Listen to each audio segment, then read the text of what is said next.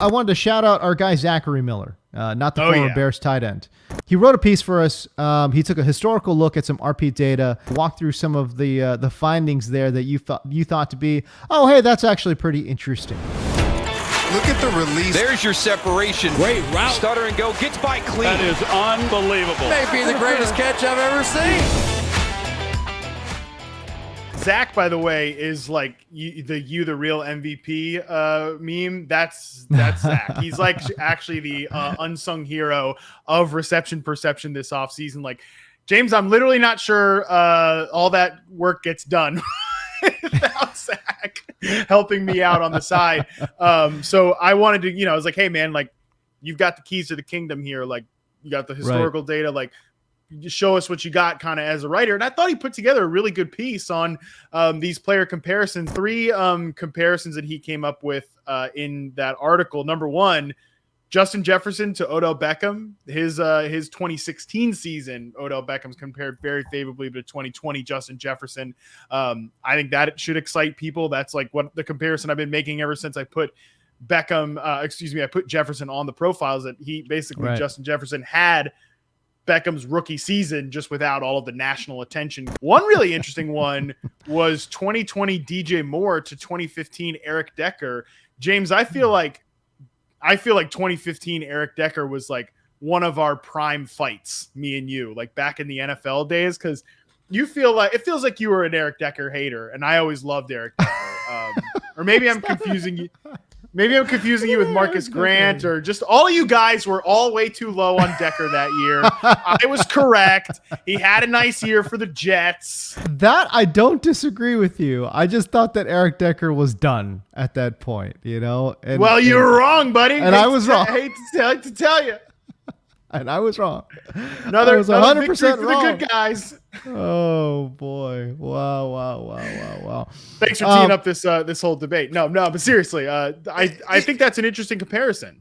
Yeah, well, it's an interesting one from an on-field perspective, mostly because Eric Decker was always, in my opinion, a supreme touchdown maker. Yeah. And yet we have not quite seen that with DJ Moore, who just doesn't get a lot of opportunities. I didn't think, bad comp because Eric Decker makes touchdowns and DJ Moore doesn't. It's more of just like, what happens if somebody actually gives him opportunities down there? Is he going to then explode into this crazy double-digit touchdown guy? And if that happens, it's over. Like, DJ Moore all of a sudden becomes like, somebody that, you need to consider as like a top 10, top 15 fantasy running back or wide receiver. You know what I'm saying? He has some of the best contested catch scores over the last 3 years in reception perception. The most exciting comp. James. Wow. Brandon Aiyuk to AJ Green. Yes, 2020 absolutely. Brandon Aiyuk had a very similar season to 2016 AJ Green. And if you don't remember, AJ Green in 2016, obviously there were injury concerns, but that dude was like lighting it up that year before he got hurt.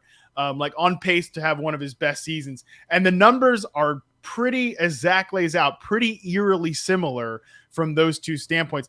Brandon Aiyuk, success rate versus man last year, 75.7%. 2016, AJ Green, 75.8.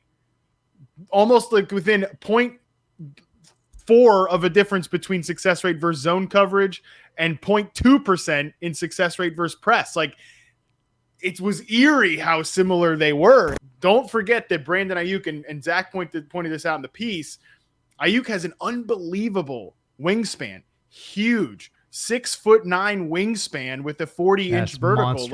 Monster. He could potentially have that same sort of like alpha outside receiver dominance, not because of his height, but because of the way he has that wingspan, because he can win those contested catches in that way. So I don't know, man. Like, it was hard for me to get more gassed up about Brandon Aiyuk, but that article did it for me. The way that Zach pointed out with the reception perception data, just how similar those two players were. I think what reception perception has done for players like Brandon Aiyuk is basically divorce yourself of all the pre-draft connotations that you brought in with some of these players, right? Like Brandon Aiyuk was thought to be like, oh, he's Deebo Samuel.